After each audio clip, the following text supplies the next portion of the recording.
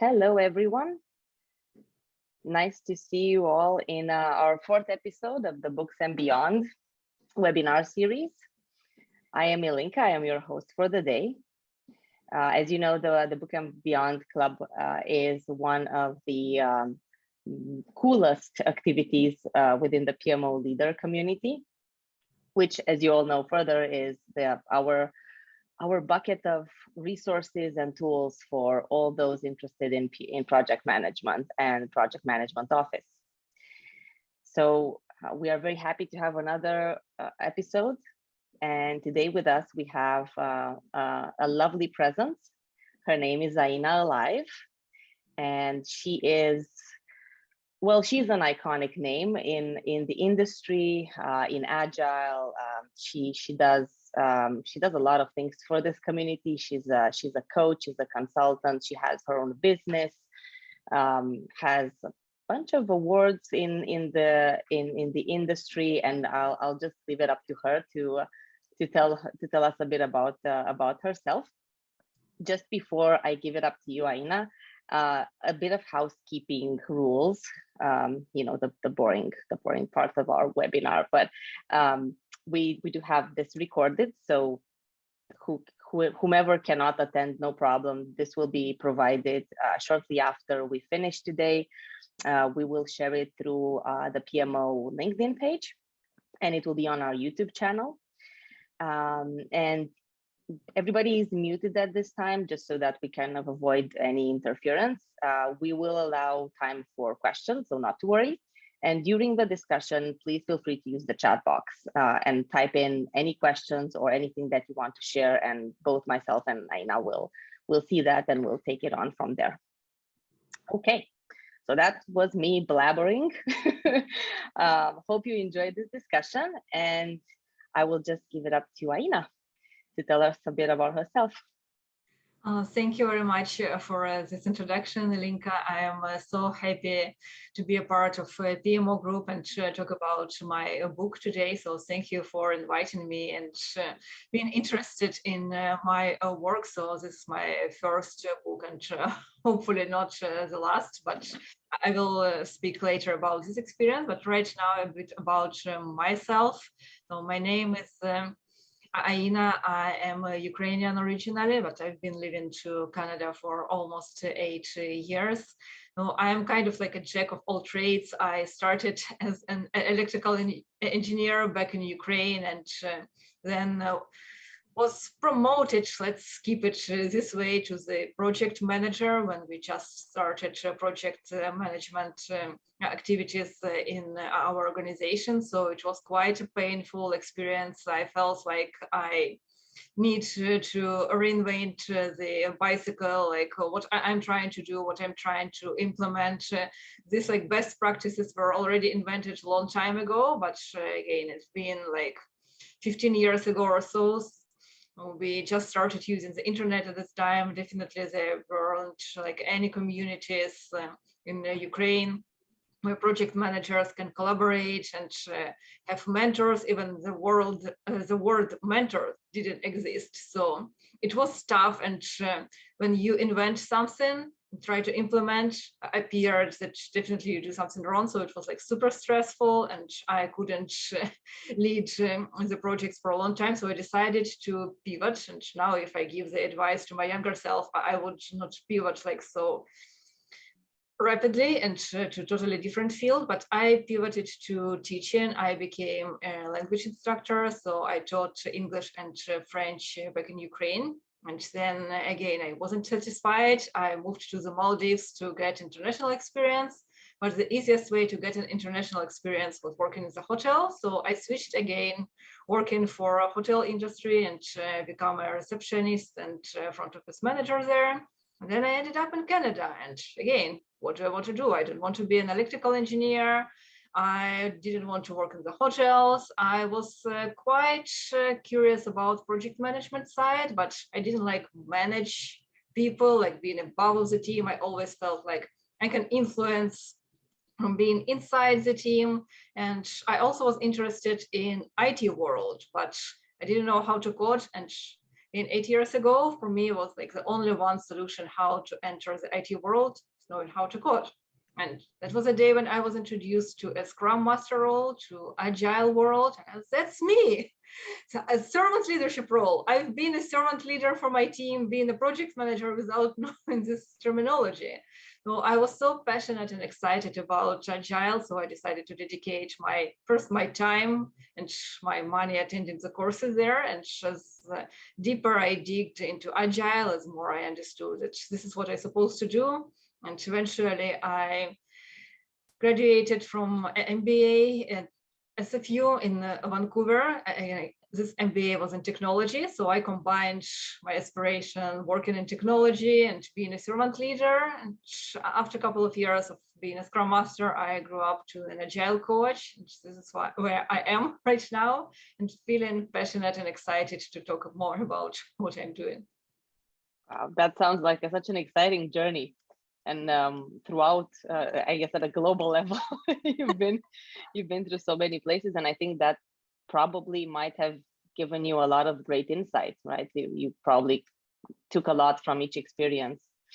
Yeah, absolutely. So when you work for one organization and live just like in one city, you understand that you are so like focused on what your environment is telling you, like what is the right way to do and what is the wrong way to do, like a mentality, a mindset. And even when you want to try something new, like it's hard to convince the society, and eventually you convince yourself that what you're trying to implement is wrong. But when you travel, you work with international teams, international people, you kind of becoming a part of each culture, each society you travel, and you see like what was wrong back in your city is absolutely right in another city. And then it's totally different in the third city. So you kind of start seeing the picture from the broader level, from the higher level. You kind of erase right and wrong from your head, and it's kind of a legacy from my culture when every second person was an engineer. So when you're an engineer, you can give just like one right answer.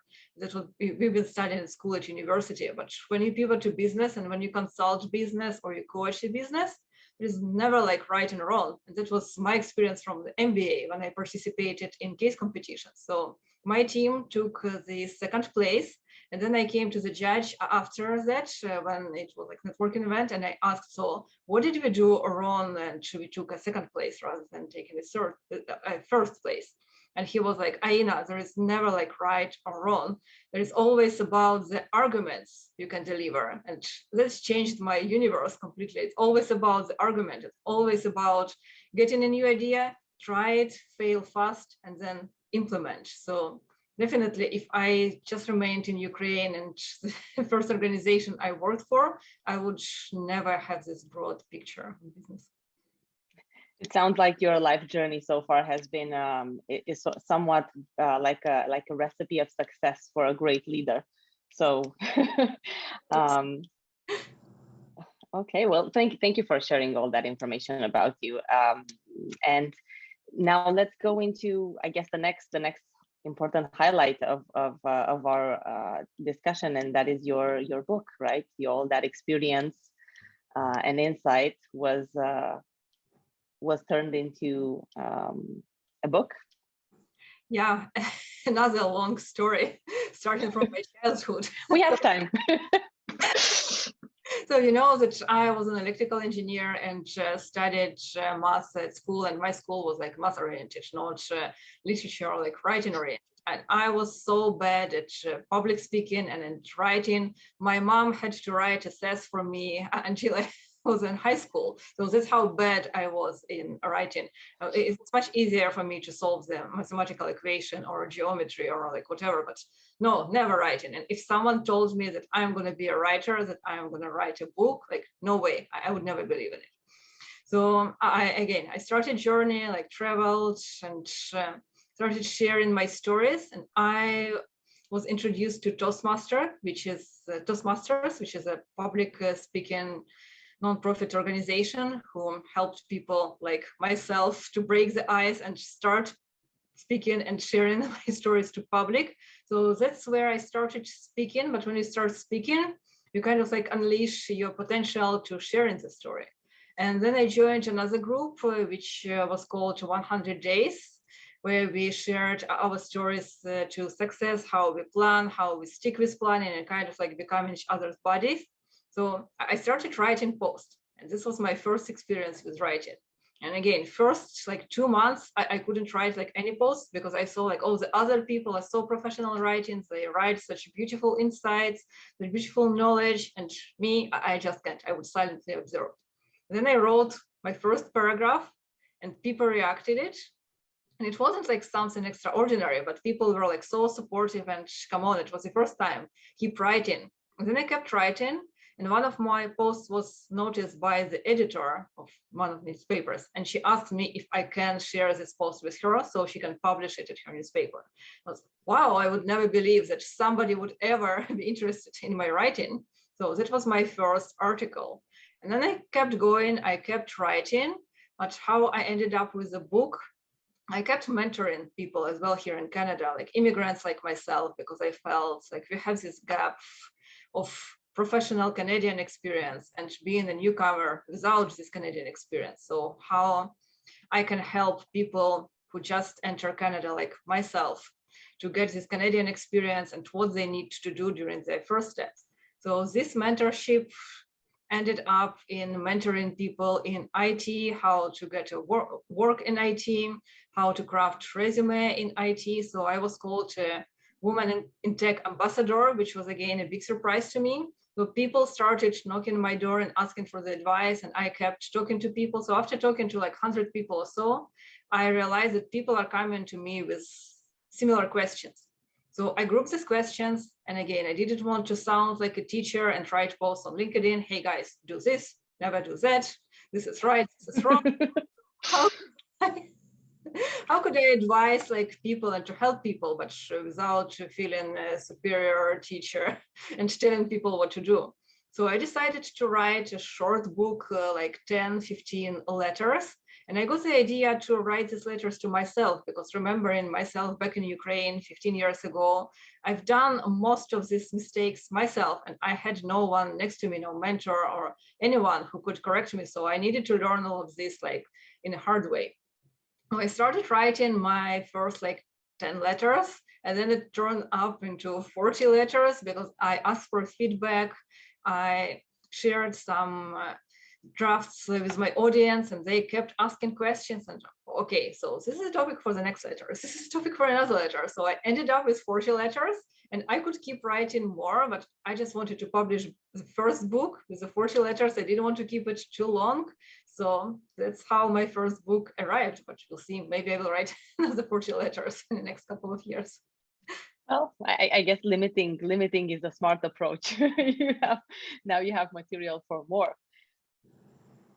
Okay, well, that's definitely an exciting pathway, and I guess it makes sense, right? It's the simple way, just writing notes to yourself. Yeah, and like when I give advice to someone, I always think, would I follow this advice if I was younger, or if I were in their shoes? And it's always important to give advice from someone else's perspective, like values, experience. I can give advice for myself, but if the person never experienced what I experienced, this advice wouldn't have value. So I kind of like kept talking to myself and tried to resonate my younger self to people who I'm talking to, but I also tried to see the world from their perspective. And again, I wrote this book like internationally, but if you focus just in Ukraine or Russia or Belarus, some advice wouldn't work because their work culture is different from the Western culture.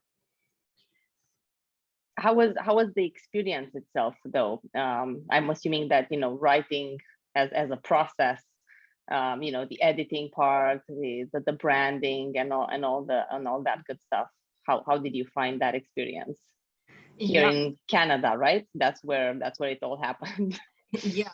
So I always thought that writing itself is the most difficult part of writing a book. Appeared, no, writing is the easiest part. Complicated just to be a project manager for your own book and think about the logistics, organize the time for writing, and also having the writer's block, and find someone who can unblock you from this procrastination, or I even don't know how it calls, but also you can publish your book by yourself, but it's gonna have like errors, and you want it to have engaging and professionally written, so you need someone to proofread, no matter how good you are in like writing or in the language or whatever. So it was a first challenge to find someone who can proofread, because you never know who is good at this job or who is not. It's the first time. You don't have a criteria when you interview people who might potentially work for you, freelancers or whatever company you want to work. So it took me a while to find a good editor. But another point, the editor might just like read your grammar, correct your mistakes, and that's it. But when you write your book the first time, you might have the knowledge, but you also need to deliver this knowledge to be engaged to your audience. So appears that I don't need just an editor, I need a mentor and an editor in one person. So this person could read my book and also ask questions. Hey, tell us more about your experience working in Ukraine, for example. But here I think it's clear for you, but not clear for the audience what you meant by providing this advice. So probably write another chapter. Some chapters were repetitive, so the advice was to combine just in one and write about another topic, your last two chapters. So that was another like stone under the water. I didn't expect that I need a mentor to write a book. And also to make it engaging, I posted at least one illustration for each chapter with a summary of advice, or just make people imagine myself being young and scared. So you might find pictures of a young lady, looks a bit like me, standing like scared in front of the door and scared coming to the recruiter or to the boss to provide my new ideas. So at least I had a good illustrator, because we started working together on my presentations, which I do for public speaking. So at least I didn't have problems with that. But guys, if you want to write the book, you need to think in advance about the team which is going to help you. Because yes, there is my name on this book, but there is a team behind me who makes this book happen, and for you guys to see it. Yeah, definitely. You probably had needed a good support, but I think I mean I have to be honest. I did take a peek at some of the chapters, and just reading through, I see your your vision, which I think is really important, especially because it's you. And what something else that I find important and to highlight is the fact that you basically just open up within this book, and yeah, it's pretty insightful. So definitely I put in the link in the chat box for people to be able to go and grab it. It's very interesting. And so the book also has a very interesting structure, right? So you have the 40 letters. How did you come up with a structure, I guess, because they're not really related, so you can start and stop at any point in time, right, depending on what you need as a reader? Yes, so that was another struggle on how to organize these letters, because it's not like a classic literature with the plot from the beginning to the end, but it's also not like setting the goal literature, so it's kind of like in between. So first I wanted to have just like separate totally unrelated letters from each other, but then I started writing and I found out that there is a theme. So I divided my book into three like big parts. So the first part is to build your brand, networking and mentorship. So this is the part like before you get to the interview process or the resume crafting. Then when you network, you understood what you want to do, you have your brand and you decided to apply for a job. There is another part which is the resume crafting, talking to the recruiters, LinkedIn branding. So the next part of the job finding process, and the last part, which nobody paid attention, no matter if you talk to the job coach or take a course. So like the goal is to get a job, and then everybody's done, everybody's happy, like happy end. I got a job offer, but the world doesn't end here. You might get a job offer, but you might not meet a probation. So it's going to be a very painful experience. Don't ask me how I know when you get a job. But after like 1.5 months, your HR calls you and says, sorry, you didn't meet our expectation, or you didn't meet our corporate culture. So unfortunately, you didn't meet the probation, and we have to say thank you, but find something else. And this is like very painful, and then you need to start from scratch. So I decided to dedicate the search and the last part of my book on how to behave at work when you are already there. That, for example, you need to set up a ground rules with your colleagues, or figure out expectations right away. Because if you don't do it the first month, you might face a situation I faced. You're not a cultural match, or you didn't meet our expectations. But how are you supposed to meet your expectations if I don't know your expectations? But to know the expectations, I might expect if my manager is a good leader as well, and might set up the expectations clear. But most of the time, managers are too busy and they expect you to come and to know everything, which is not true, but it's your responsibility to figure out what you need to do and how you can collaborate with people. And again, unfortunately, I didn't know this and I needed to learn it hard way. But I wanted to prepare you guys to be first to find a job and make this process easy and engaging. And then when you found a job, to be happy at this job and to remain in this job for like a while until you decide that it's time for you to find another job. Or, and one more thing, the way I structured my letters, each letter consists a call to action at the end, because I know it's engaging to write this, to read the story, to observe the pictures, and to go to the next chapter, but it won't help you in your specific case. So at the end, I decided to summarize the lessons and kind of like call you guys to act. And if we craft the resume, so there are some like advice on how you can craft the resume and the example at the end of the book.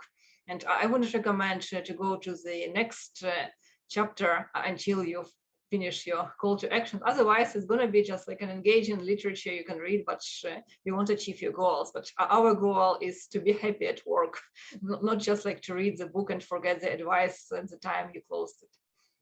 Oh yeah. Do you have any I mean, you know, to be completely honest, I understand perfectly what you mean by, you know, what happens after you get the job. I've had my fair share of, let's just say, transitions, and I've seen a lot of difficulty there when it comes to, you know, that collaboration between you and your new employer or whatnot, to make things work. And it's always a good start is always a healthy and long-term you know, marriage rather than a bumpy one. So I think that is really valuable, and I think you're right. There's not really too much talk about this part. Everybody's really focused on how do I get a job, Yeah, or like, how do I get an interview, and then we just stop. It's what's next.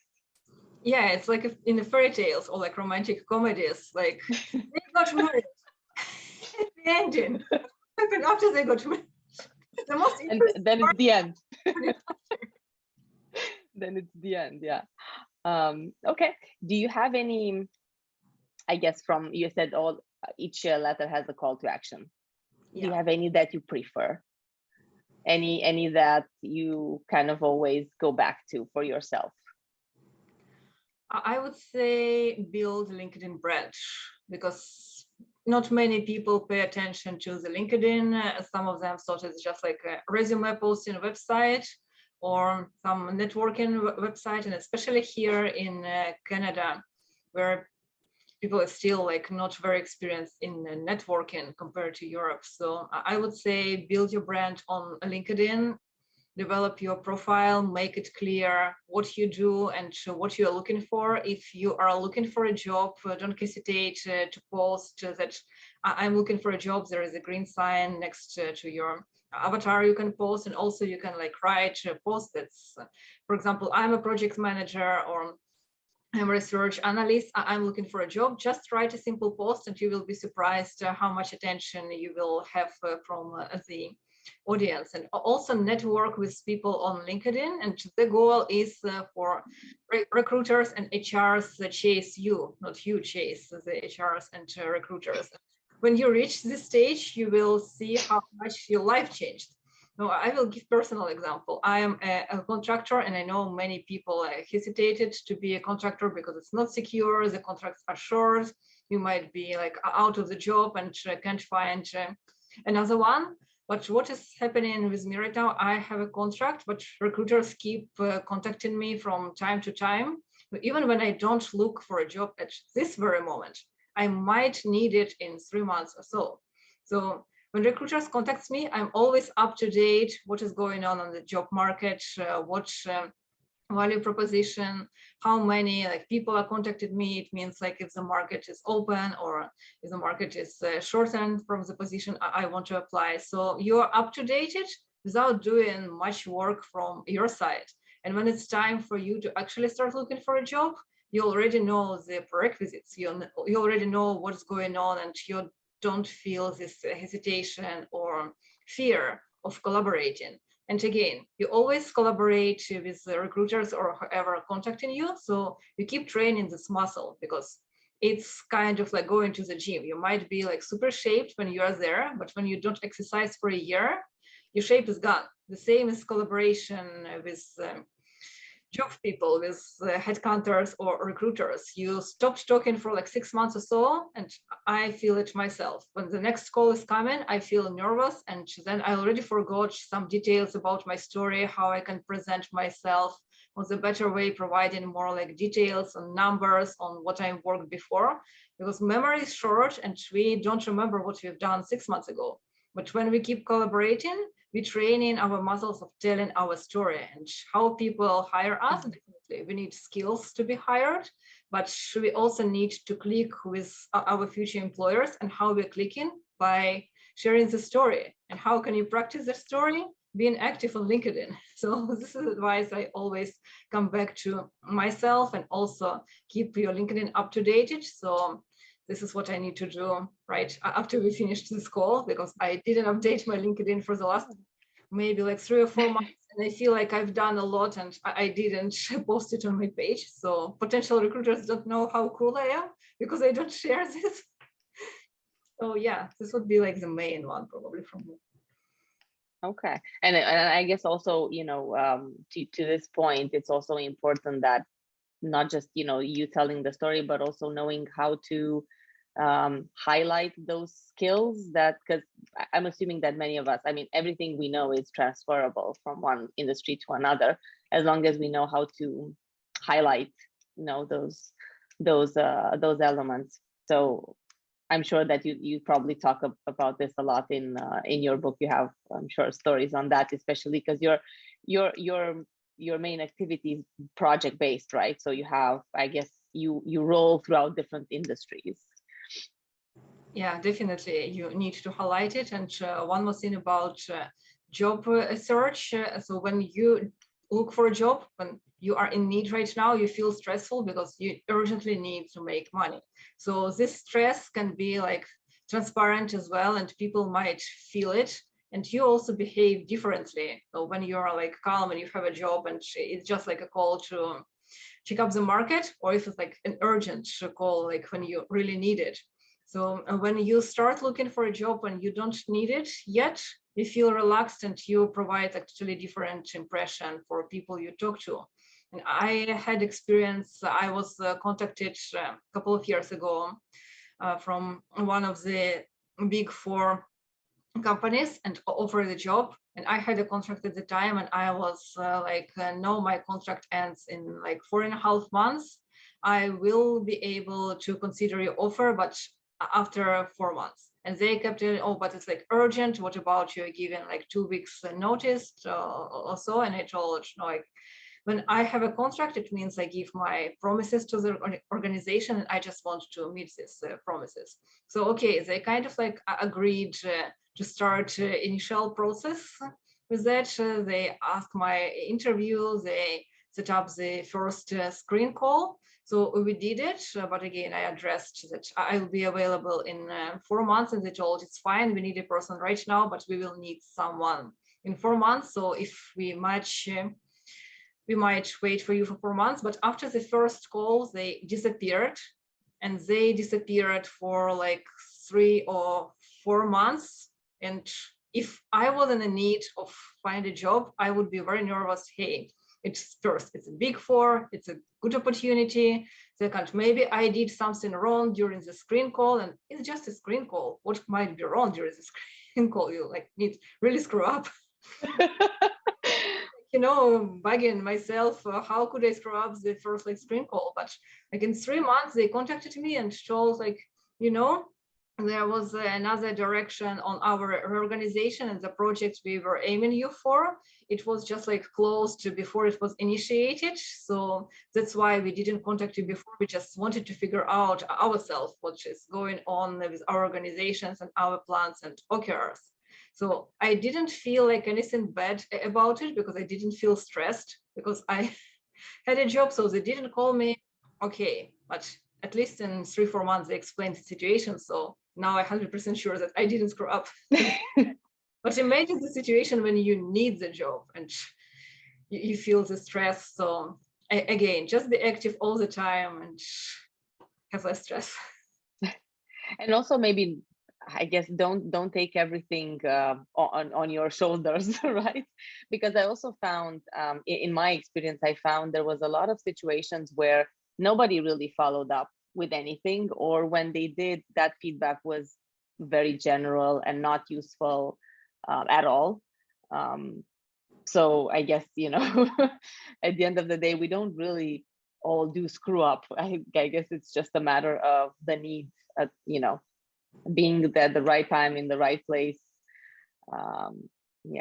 Yeah, it's always good to retrospect. So for example, if you have a screen call with like 10 organizations and nobody got back to you, so probably something wrong in what you tell during this screen call. But again, maybe you didn't screw up, you just need to polish your stories. That's why you need a mentor or a career coach. Because if you don't know what these people are looking for, you might provide lots of details they actually don't need, but you don't provide what you actually can do for them. So again, it doesn't mean you screw up, but it means that you need to pivot your strategy and behavior during the screen calls. But if this happens like once in a while, again, the universe is not like going around you. It's not just like you in the center of the universe. There might be like something else is happening behind the scene and you just don't know what's going on. Oh yeah, okay. And I assume that you talk about this in the first part of the book, right? When you talk about building your brand, this is part of it, alongside the LinkedIn profile and all that, telling your story. Yeah, and also I talk a lot about networking, and I say that bad networking might be worse than not networking at all. True. Sometimes it's just gonna shut up. Yeah, sometimes you need to know when you need to shut up. And another advice on that, if you feel like pain from your previous negative experience about your manager or your job, you might know that I don't have to tell about it. I need to stay professional. But when you start sharing the story, and when there is another like 2-3 following questions, you might fall in this trap and start sharing your feelings. And when you start sharing your feelings, you start sharing something more. So the advice is to talk to someone like, again, mentor, a coach, a friend, psychologist, like depends what extent you need the provided help, but unleash your feelings first and then go to the job interview.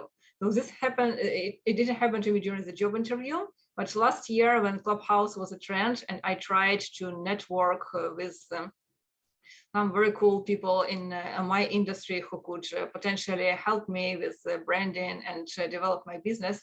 So I networked with a couple of very influencing people, and I was in a group, and it wasn't even like related to agile project management. It was like more like inspirational topic. So I raised my hand and started talking, and first 5 minutes I was inspirational, and people kept like following me. But then I was asked a question about Canada, and my first couple of years were very tough. So I started sharing it again. I tried to be inspirational, but I didn't notice when from being inspirational, I turned into being toxic and kept talking how miserable it is. So at the end, I was asked to wrap up my story, and I felt like, yeah, I'm going too much. I need to wrap it up, but I don't know how to wrap it up because I went too deep into this rabbit hole. So I wrapped it up, and then I opened my profile and saw one of these key influencers. They unfollowed me because they were in that room, even though it wasn't a professional room. It was another topic, but they heard my presentation, kind of presentation from inspirational to being a toxic, and they decided like they don't want to collaborate with me anymore. So that was devastating. I was super upset about it, but again, it's just one person. There are other many inspirational people who you can network, but I've learned this great lesson and wrote 2 chapters about this. Well, you never know. They might have just clicked the unfollow by mistake. Maybe they followed you back afterwards. Sometimes, yeah. But I think we understand. Sometimes we have to. It's difficult though to try to be professional, especially when it comes to something that's happening to you, right? Where you're just putting yourself out there, and sometimes it might be even more inspirational when you actually see who you are, no matter if it shows a truth or a reality that we don't necessarily like.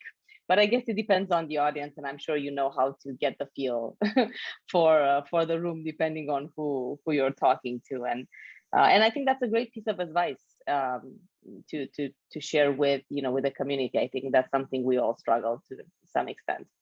Yeah. How long? Sorry. So yesterday I had a call from my recruiter, who's my friend as well, and he told I had such a great potential candidate, but when I started talking to him, I asked what he didn't like about his past workplace. And again, you try to be professional here, but it's also like an emotional topic, what you didn't like. And people start working for the organizations, but they leave their bosses. So the conversation turned into his previous boss, and he told, and then this person kept talking for 10 minutes complaining about his ex-boss. And that's why I won't proceed with his candidacy. And I'm sure that this person was a professional and he didn't mean to speak for 10 minutes about their boss. But this is what happened when you start sharing something more like personal, and you never notice that, oh, it's been already 10 minutes when I'm complaining about something. So this sounds like simple and like a common sense, but unfortunately so many people, myself included, falls into this trap. So I think it's worth to be addressed. Yeah, definitely. And did you have, for example, after when did you launch your book? It was early this year? Yeah, it was March 8th. So I wanted to make it a gift for women. I wanted to give it for free for all my community, IT women entrepreneurs. But then before it was launched, I think you guys follow the news, the war happened in Ukraine. So I changed my branding strategy. And unfortunately, nobody can get it for free now because they decided to dedicate all income in 2022 to support my fellow Ukrainians who lost their shelters and need the money way more than myself or women in IT who are here in the Western world and at least feel safe. Okay, that's well, that's great. And I don't think it's you had a good strategy before, and I think you adjusted it to even greater purpose. So and again, we are adjust on the fly. Adjust right before you launch the book. Agile, being agile, what we're doing. Yeah. How long did it take you to put it all together, all the stories together and editing and everything else? What was the most time consuming part of it? So it's a very difficult question because you never know when you actually start the book, when you start writing and you like wrote the first word, or when you start thinking and processing. So if we start like from the first time when I thought, okay, I need to put this knowledge into a post or like whatever, like a reels on Instagram or whatever other information, it was more than a year ago, but I actually took a pen and started writing in September 2021. And I finished writing my first draft by Christmas time last year. So it was very intense, but I wanted to put my thoughts on the paper. Otherwise, I would forget myself what I wanted to say and maybe like change my attitude and my advice because I grow, I learn like every single day, I learn something new. And sometimes when you get back to your chapters and I don't see this like the way I saw like 6 months ago, but it means you will never finish your book and you will never launch it if you keep like updating based on your growth. So that's why we keep writing like other books, not to keep updating the current ones. So let's say it took me like 3 months of very hard work, like 3.5 months, very hard work writing. Then I finished the first draft. And the next like 3 months, I kept working with the editors and designers to make shape of it and to make it engage into the audience. Okay, well, I think that's a very short very short time frame. You must have probably worked on it for a long intensely during those 3 months. Did you have I guess, what is your preferred writing mood, if there is one? I mean, do you go somewhere in particular? Do you have a specific location, or I don't know, do you have like a treat?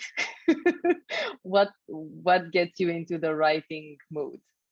Oh, it really depends on the season because if it's a summertime, I would go to Niagara Falls and I can write for 12 hours just like sitting next to Niagara Falls. These are like my place of power, place of inspiration when you see this like huge waterfalls running and the power of nature, the power of water. It gives me like the power of myself being a little human sitting next to this power and at least to write my book. But when it was a winter time and we had very strict restrictions from COVID, unfortunately, I couldn't go like anywhere else but sitting in my room and writing. So it was challenging as well, but I think I made it. But if I have like freedom to go out, yeah, I would probably go to the park or somewhere where it's still like civilization. It's not just like nature. So I can sit on a bench. I can go to the cafe, which is supposed to be like 5 minutes walk if I want to drink or if I want to eat, but then come back to the park, sit on the bench under the tree and keep typing or keep writing. Okay, well, that sounds lovely, especially the Niagara Falls. Okay, and how about you? You mentioned that throughout your experience, you had support from, well, I guess your editor and their team. They were in like your crew.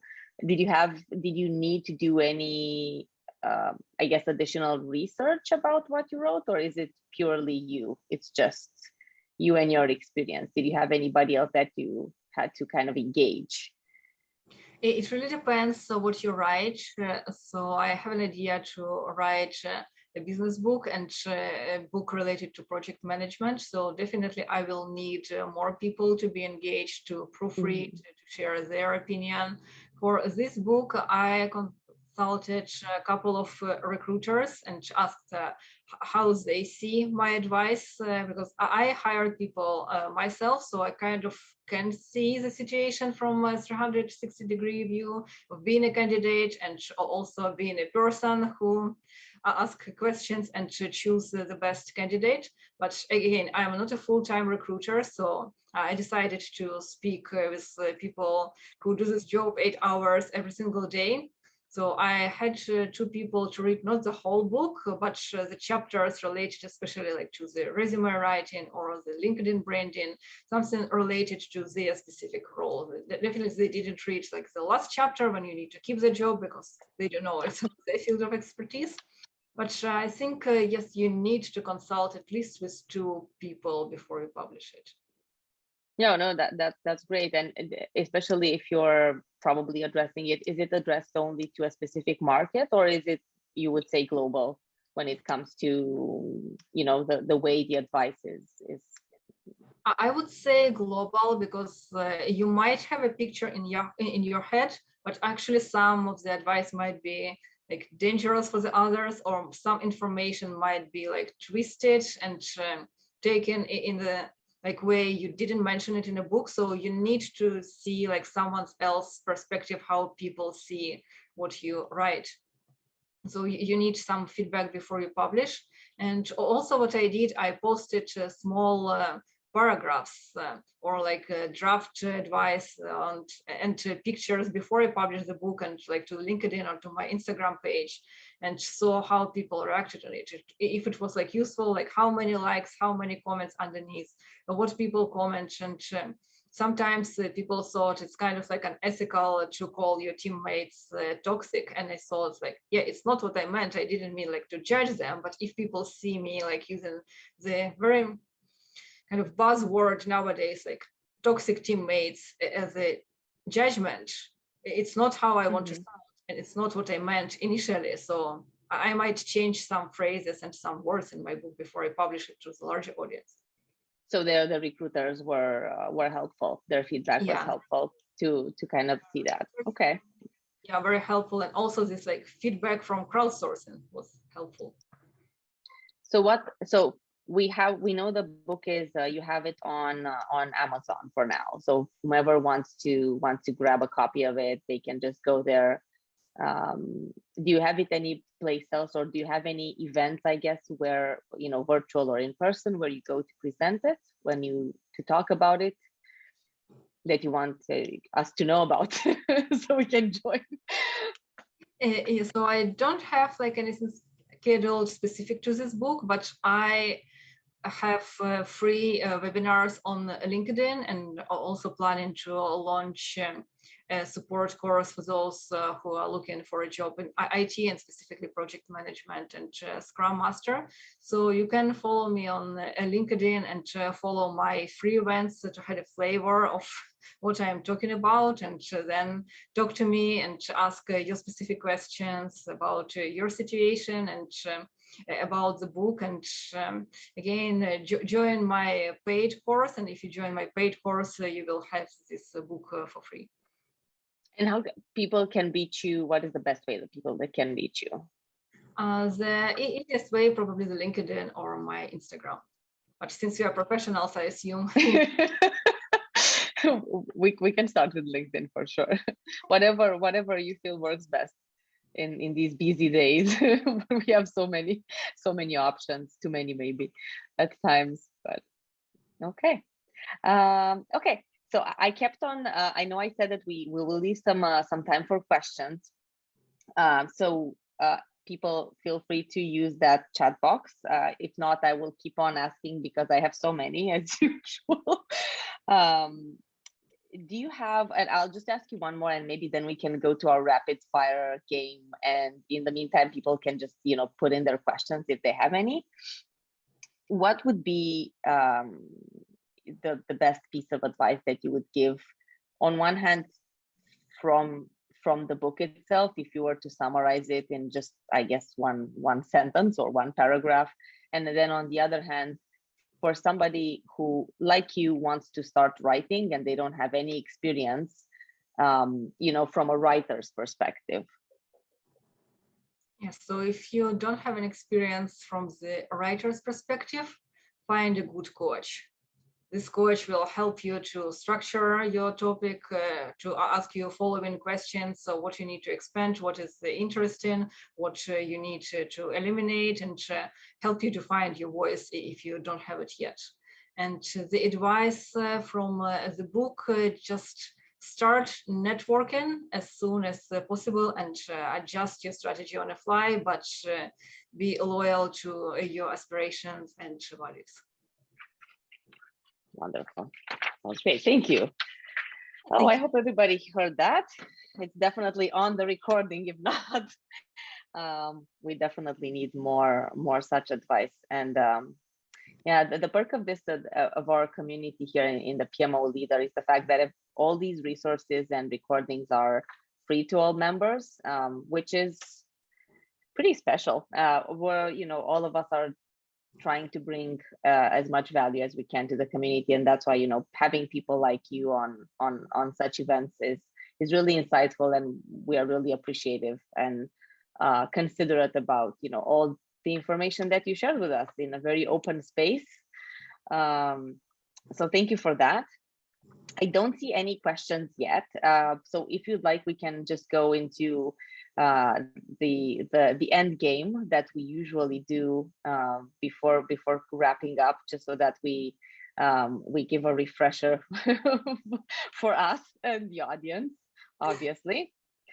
So basically the game is pretty straightforward. I will just ask you a few questions, trick questions, and you will just have to answer as quickly as you can. There's no yes or no rules like that. Yeah, and there's no referee. So I'm also asking the questions and also the referee. So it's more so just to have fun. Yeah, I'm excited. Okay, perfect. First question, what were you drinking just now? It's a chamomile tea. Okay, next question, what is the capital of Canada? Ottawa. Good. Yes. Oh, how many times I messed that up. Who's your favorite superhero? Good question. Spider-Man. Spider-Man. Why? I don't know, actually Batman, but Spider-Man to my mind. This guy is so funny. You never know what comes first. Well, that's exactly the point. Okay. What was your favorite storybook when you were young? It was Alice in Wonderland.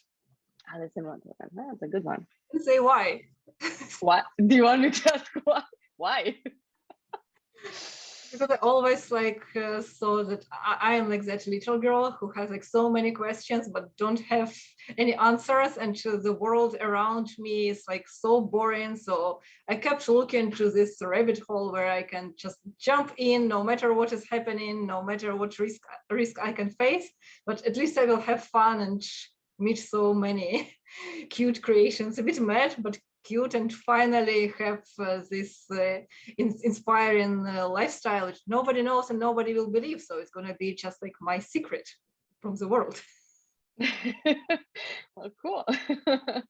Well, it seems you sort of become an Alice in the Wonderland.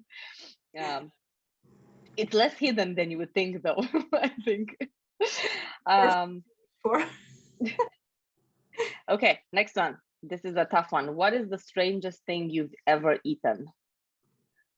The strangest thing, I ate a fried cockroach, but I didn't know what I've been eating. I just ate it. Otherwise I was never eaten. How was it? It was crunchy, and I don't say that I liked it, but it's not just like I totally disliked it. It was just like crunchy stuff in my mouth, which I had to swallow and forget about it. And then people asked, do you know what you ate? I don't want to know what I ate. Okay. What is one item you could never live without? What's a must-have item? Anything. A must-have item is, if we talk like globally, it's going to be my aroma lamp. I'm really dependent on smells, so smells makes me happy and relaxed, like whatever mood I have. So I need something to smell, depends on the situation. If I want to relax, I have to smell like eucalypt or green tea or whatever. If I want to be like cheering, I need to smell like roses or some citrus, like orange or like whatever. So this is the first item I always keep with me. And the second funny stuff is the electrical heater. I take it to me to like any place I travel. And it's funny when the airport customs want to explore my bag and they find this like square thing. My bag, they're always surprised, like first, what is it for? And the second shock is when I actually say what it is. And you can have that in your carry-on all the time? Yeah. Yeah, okay. That's good to know. Go to Mexico, having we have to touch base afterwards. I might need one. Okay. Well, if we're going from smells to another one, what is your favorite flower? Going from smells to color. My favorite flower is a sunflower first because it has tasty seeds. I can Good. watch this instead of popcorn. I am not a popcorn fan. I am a sunseed fan. And the second, like the beautiful colors, like black and orange, very cheerful. And also it it follows the sun. So when the sunrise and it wakes up like facing one side, and then when the sunset, it's faces the other side, which is always cool to watch and to observe when you're in the field, like in the field of sunflowers and watching all of these like flowers turning their heads. It's just cool. Yeah, they have something to look up to. That's a nice one. Okay, last one. This is a personal one, but I think everybody's curious. Is Alive your actual name? It's kind of. So my official name is Aliyeva, and Ukrainian alphabet is totally different from English alphabet. So when I got my international passport, I got a double I in my spelling, Aliieva, which wasn't how I spelled it. So it took me like half a year or so to get used to this like new spelling. And when I got to Canada and started branding myself, nobody could pronounce it even close. Like the best pronunciation was Alive, which is our famous Ukrainian and post-Soviet Union salad we cook for Christmas. So to be called as a salad, I was thinking like what I'm going to do with my last name. And then somebody proposed, why not just to be Alive, because this is who you are. And I looked at my last name and I needed to eliminate this one I, which was initially not in my last name, and eliminate the last vowel, which is A, and just keep it alive. So it's not like my original Ukrainian last name, but it's very close because I just eliminated two vowels, and the first vowel wasn't initially in my last name. Oh my God, salad. I mean, it's a lovely salad. I can honestly tell you that also as a as a non-resident and Eastern European with different name influences than North America, I've had my fair share of. Usually, I don't typically promote too much my last name simply because it's too long and complicated. But even my first name, I've heard in so many ways. It's fun though. Okay, well, thank you. This was really fun. I hope you had fun too. Yeah, I hope our audience had fun too. Well, they will definitely laugh when they see the recording. I don't see anybody having any more questions. Do you have any closing remarks, Aina? Closing remark, just keep going and never forget your true purpose and your true aspiration, and don't get it buried under the routine, because it's so easy to get to this routine, like work at home. And nowadays when work is your home, like my apartment. I even don't know if I am at home or if I am at work, because everything's integrated. So keep going and keep following your North Star, and whatever happens, contact us and join PMO Leader, PMO Global, whatever organization you can if you didn't join us yet. That's a great piece of advice and a closing remark. And we really had very much pleasure to have you today with us. And we're looking forward to having you again, obviously, maybe hearing more about your upcoming projects, upcoming books. You mentioned a few, you have a few in mind, who knows where that will lead us. But in the meantime, to the audience, this is Aina Alive, and she was and is more alive than you see. And feel free to go in and check out her book, and also her LinkedIn profile. Reach out, and then if you have any questions or any topics for our Books and Beyond webinar series, this is happening on a monthly basis, so you're not going to really get rid of us.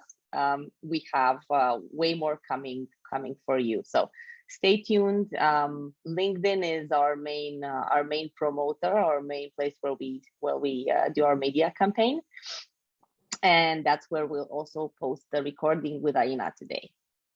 So with that being said, Aina, once again, a pleasure to have you, and we'll be in touch. And to the audience, have a great rest of your day, or beginning or end, middle, wherever you are. Wherever you are, guys. And Ilinka, thank you very much for inviting me. It was a pleasure for me to talking to you, and the last game was so fun. I got so much joy. So I'm happy we had lunch together, and hopefully to come back very soon. Well, definitely. We'll go for lunch. That's not recorded, folks. So if you want, you have to do it in person. Okay. Thank you, Aina. Thank you. And thank you, everyone else. Have a great one.